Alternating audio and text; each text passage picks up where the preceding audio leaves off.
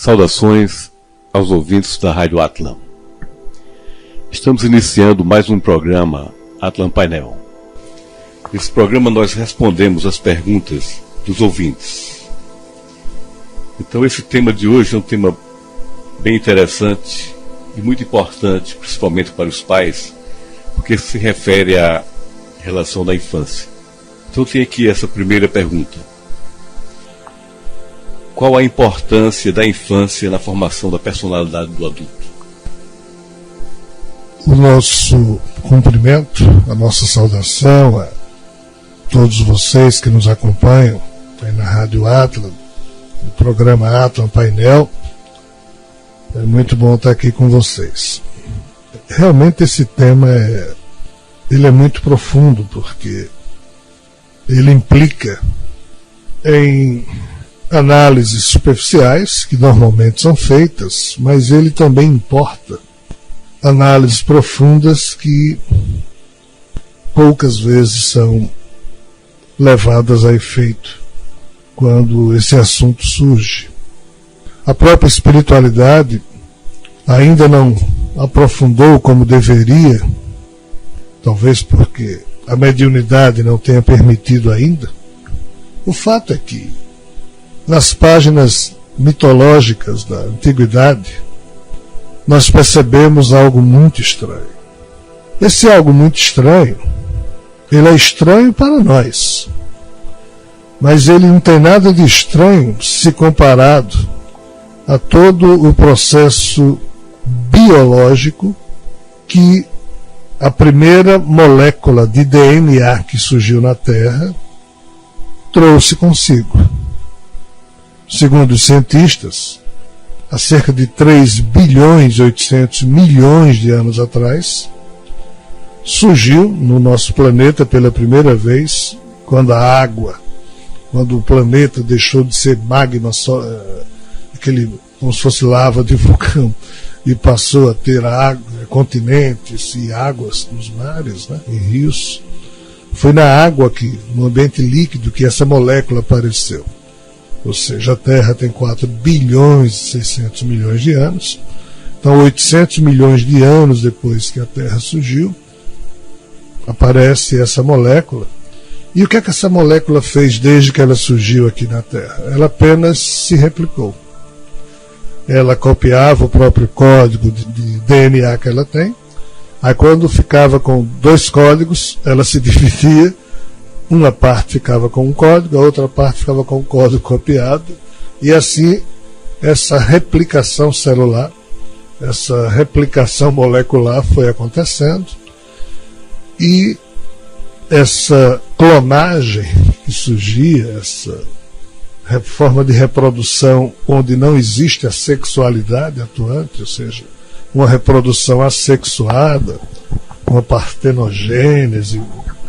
O fato é que essa molécula continuou a fazer isso durante cerca de 3 bilhões de anos. Né? Ou seja, a história toda da Terra, praticamente, bem mais da metade do tempo da sua história geológica, foi só essa molécula se replicando. Ela nunca formou um ser complexo, pluricelular.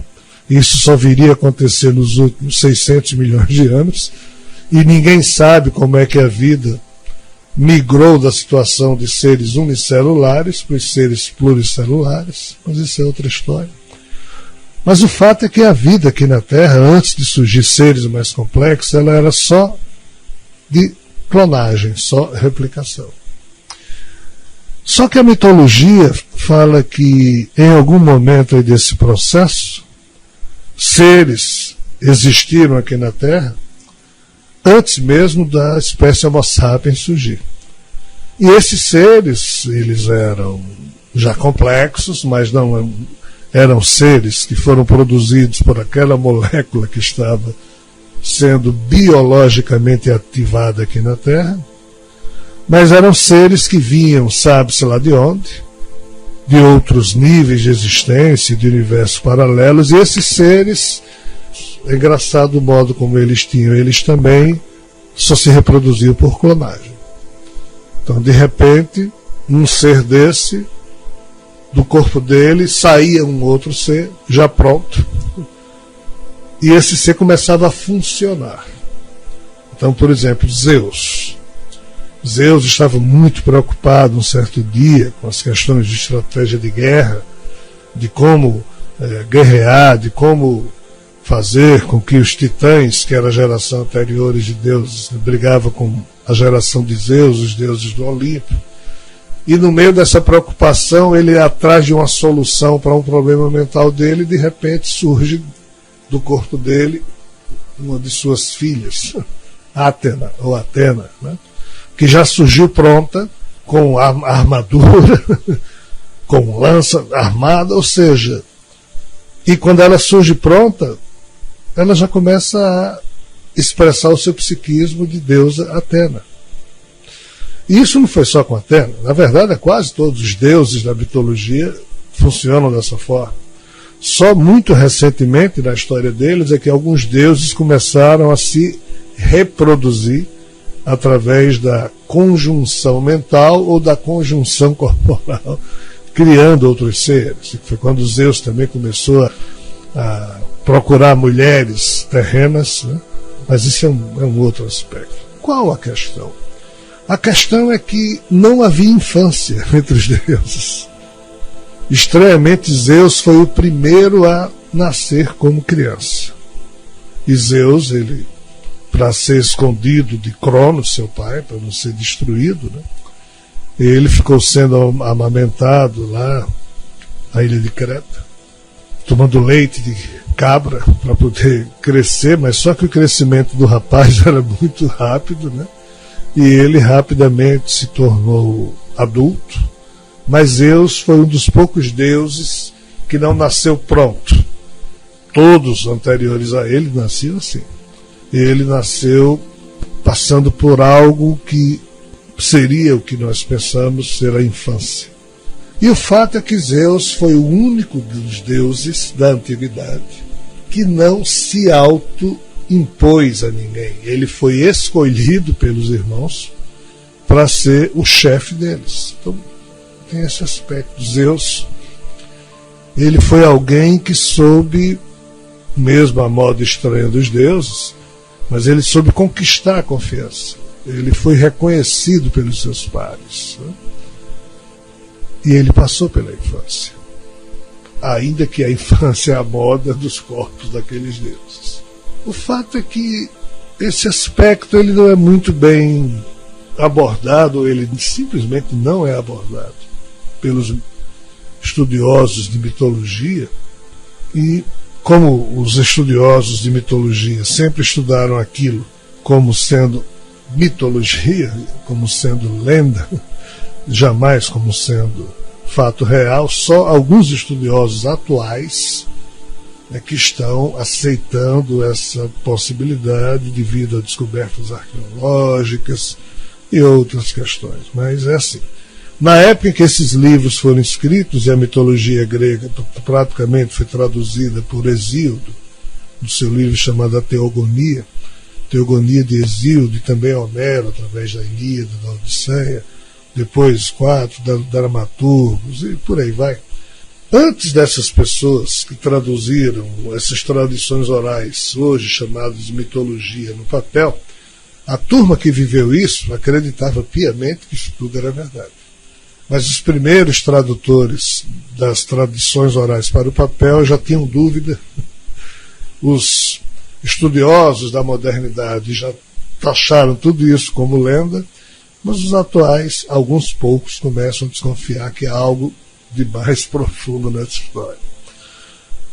Mas, infelizmente, eles não analisaram a questão de Zeus ter sido criança. Mas um dia, lá na frente, quando tudo isso for descortinado, sob a perspectiva agora de um olhar de uma humanidade adulta, madura, que esperamos sejam as gerações que nos irão substituir aqui na Terra, o fato de Zeus ter passado pela infância fez dele um deus, entre aspas, muito interessante, com uma certa dose de sensibilidade, de senso crítico para alguns aspectos que os seus pares não tinham. O que eu estou querendo aqui dizer? que me parece que, sob o aspecto mitológico, o fato de Zeus ter sido criança, ter passado pela infância, fez dele um deus diferente de todos os deuses que já haviam existido naquelas diversas gerações de deuses que a mitologia grega aponta, desde Caos, Eros e Tártaro, que surgiram no primeiro momento, depois Urano e sua geração de deuses, depois Cronos e sua geração de deuses, da qual nasceu os titãs, e só Zeus, nessa última geração de deuses mais modernos. Zeus ostenta esse aspecto de infância.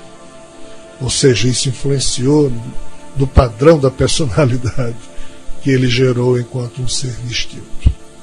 Muito mais conosco, seres biológicos, a infância traduz muitos painéis que os psicólogos, psiquiatras não percebem, não tratam disso. Nem a própria religião sabe identificar direito o que significa a infância. É uma violência terrível quando o catolicismo obriga, já no batismo, uma criança ser batizada. Porque o que é que isso implica? Para o catolicismo, ninguém deveria existir. Ninguém deveria nascer. Porque se nasceu, nasceu sob o signo do pecado. Já que Eva não deveria ter tido filhos. Então, como Eva desobedeceu Javé, tudo que ela fez a partir de então, no viés judaico-cristã, era coisa inspirada pelo demônio. Então, todos os filhos de Eva, segundo a teologia católica, são pecadores pelo fato de terem nascido. Veja quanta violência isso traz consigo.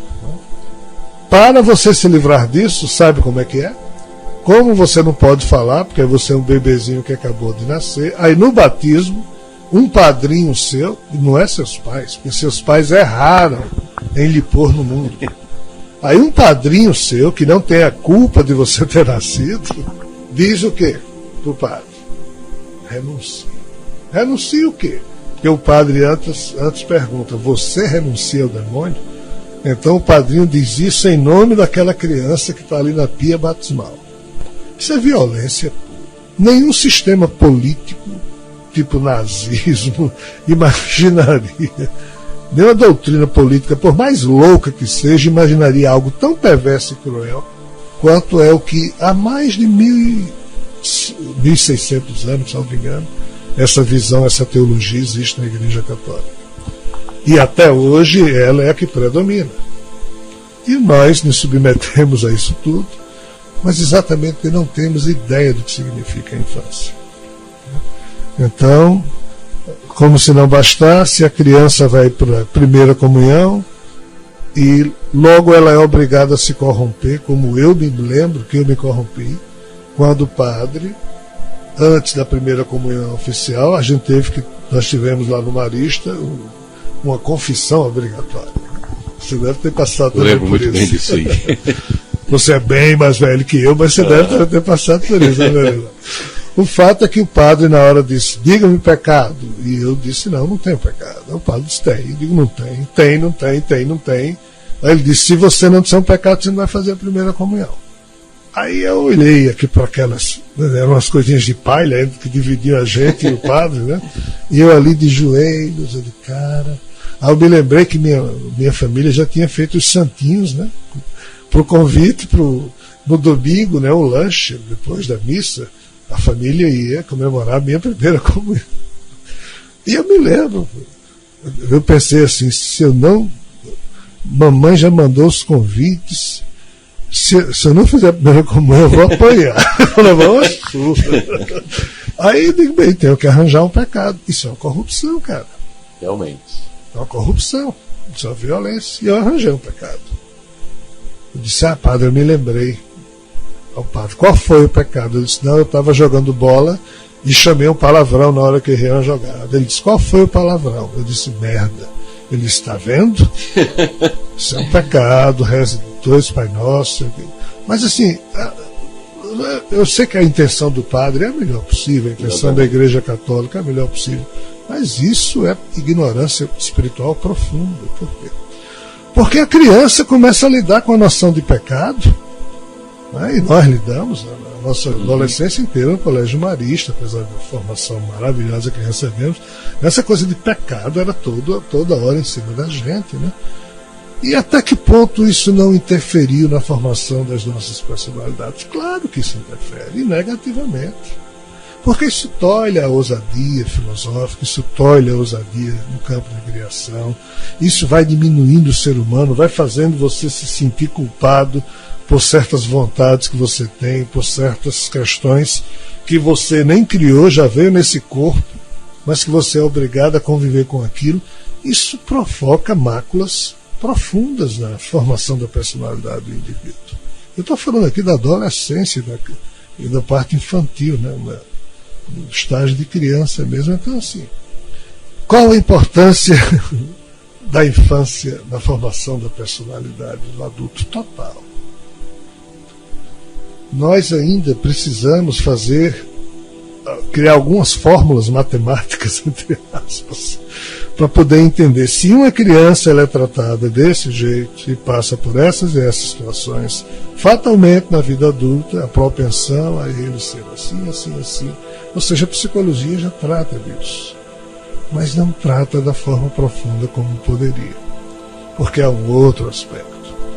Imagine um espírito cheio de defeitos, que só quer mandar em todo mundo, que, enfim, é aquele espírito chato que todo mundo queria ver longe, porque é uma pessoa mandona, chata, só ele tem razão, quer dominar todo mundo, usa todo mundo como instrumento de manipulação, né?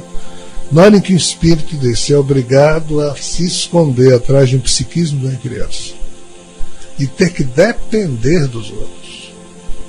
Olhe como a coisa é complexa, né? Você, para viver, quando você nasce na Terra, ou você recebe ajuda, ou você não vive. Consegue sobreviver. Não tem como. Tá? Então a sua mãe, em tese, é quem cuida de você, quem já deu toda uma questão biológica, corporal, para que da biologia dela, sua biologia surgisse. Já deu todos os nutrientes ao longo da gestação, dos 9 meses, agora está ali lhe dando de mamar, cuidando com todo o zelo, né? Mas não é só a mãe que cuida, tem o avô, a avó, o pai, o irmão, a irmã, a tia, a vizinha, a empregada, aí entra, né? Professor, professora, ou seja, todo um contexto que se move ao lado da criança, e a criança precisa de todo esse contributo para ela aprender a andar, aprender a falar, aprender a se identificar, construir uma identidade. Você é Pereira. Por que você é Pereira? Você é Rogério. Por que você é Rogério? E o que significa ser Pereira? O que significa ser Rogério? Mas Pereira foi o nome que meus pais me deram, Rogério foi o nome que meus pais me deram. Eu mesmo não sou Rogério. Não, mas eu sou Rogério, porque me chamam de Rogério, e desde criança que eu escuto que eu sou Rogério. Então é um condicionamento que a criança recebe. A primeira violência que se comete com a criança é a identificação que ela é obrigada a assumir. Você é Pereira. Mas é uma violência que sem isso o mundo não funciona nos padrões a que estamos acostumados. Mas isso é uma violência, principalmente para a mente espiritual. Que a mente espiritual nunca foi Pereira na vida, nunca foi Rogério na vida, e agora começa a escutar tudo isso a partir de um corpo biológico, né? E ele ali, entre aspas, ele é obrigado a se submeter àquilo. Isso chama-se encarnação. Tá? Por que isso é uma violência? Porque obstacula a abertura dos arquivos memoriais da mente espiritual de cada um de nós.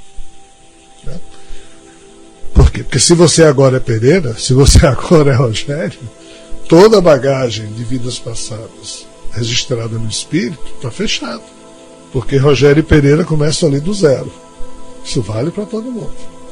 Na medida em que você vai tendo a sorte ou o azar, o mérito ou o demérito, de ir sendo ajudado e em recebendo ajuda, você ir criando bons arquivos, você começa a criar uma relação vibratória com a carga quântica que você carrega, que se chama karma, ou positivo ou negativo. Mas o problema é que na infância terrena ninguém consegue receber um pacote de identificação que venha junto com esclarecimento. Qual seria a maneira ideal para os pais começarem a lidar com a criança logo desde que nasce? Esse é o grande problema. Porque isso é muito complicado, é difícil realmente. Né? No atual momento da humanidade, o pacote é o que seus pais fizeram com você, os meus pais fizeram comigo, é o que nós fizemos com os nossos filhos, é o que os nossos filhos, ou seja, não muda essa violência. Infelizmente, ela é necessária pelo tipo de condicionamento que toda a família planetária está submetida há milênios e a gente não sabe disso. Nós não temos olhos críticos para perceber isso.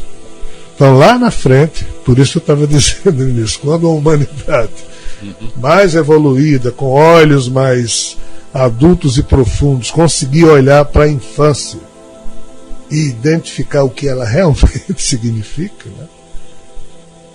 Talvez lá na frente um pai e uma mãe, ou um grupo de pais e mães, criem projetos aqui na Terra para criar os seus filhos de modo diferente. Aí, por quê? Se você não der uma identificação a seu filho, ele vai para uma classe, coleguinhas, onde todo mundo lá tem um nome e ele não tem. Como é que isso vai funcionar?